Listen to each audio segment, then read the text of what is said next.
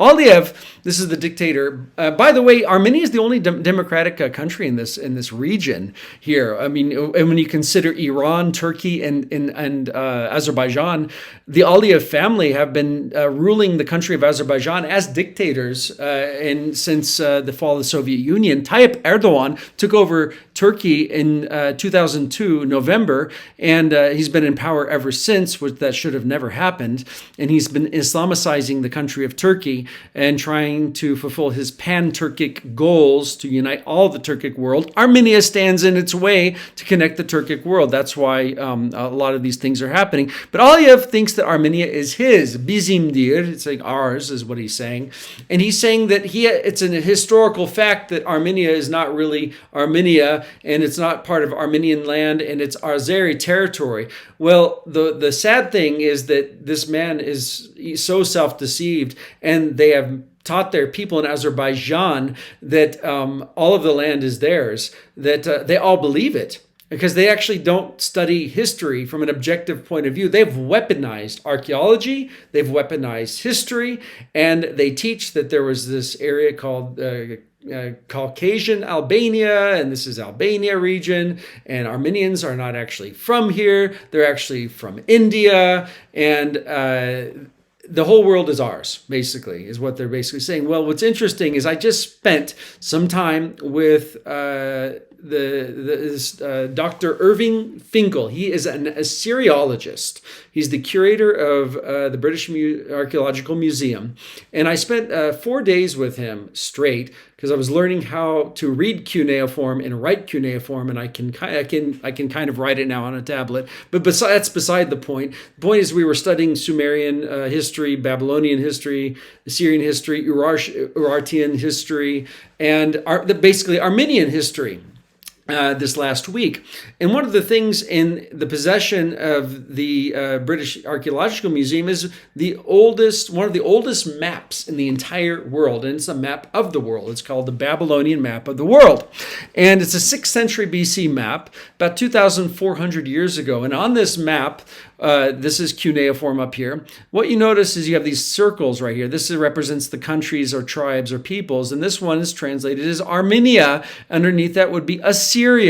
And then there are these little triangles that are called Nagu, which is translated as like a territory city. Or you could even stretch it and say it's actually like a mountain. And what's really fascinating about this map is that now you can see the cuneiform writings. You can see the writing. Here's the translation. Urartu, which is the Armenians. That's what they originally were called. Underneath it was the Assyrians.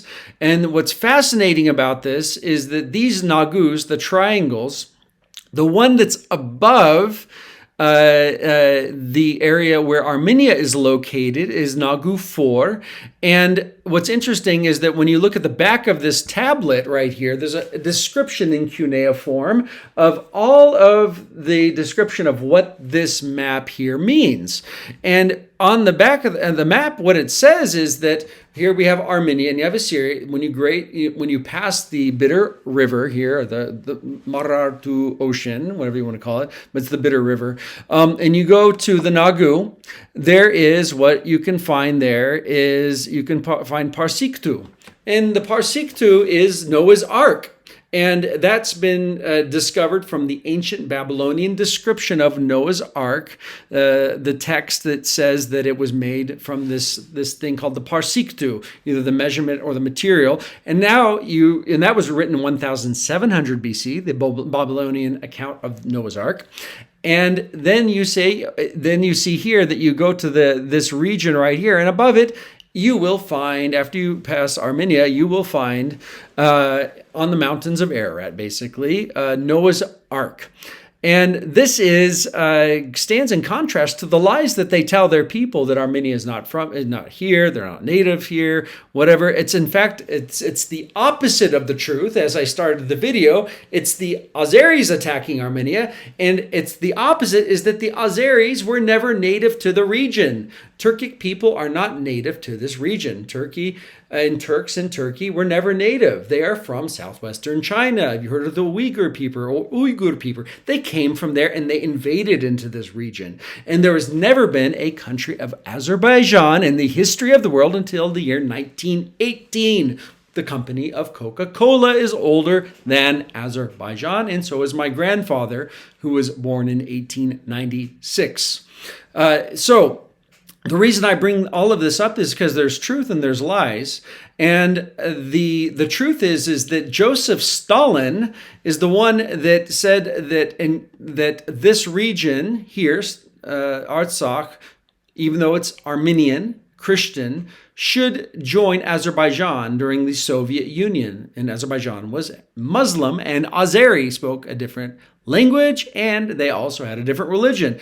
But Joseph Stalin said, no, we're going to give this to them, not to Armenia.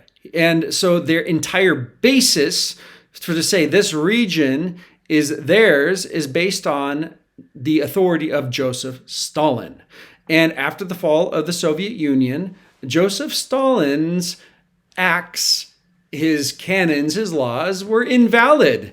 And he should have never been the source of authority for anybody on any subject. And the people in this region in 1988, after the fall of the Soviet Union, democratically voted to rejoin with their brothers and sisters of the same language, culture, and religion here in Armenia. Azerbaijan did not like that, and they fought against them. But Armenians won in the 90s in that war. Well, Azerbaijan's wanting to take all this ever since the 90s. In 2020, they attacked, and that's when they took over these regions again. And they're wanting to get the rest of this back, and they're trying to do it by starving them to death, not allowing medicine in or letting people in and out. So this is the situation we are, brothers and sisters, is that our Christian Armenia is under attack. Azerbaijan and Turkey, they are lying, and they're going to continue to lie.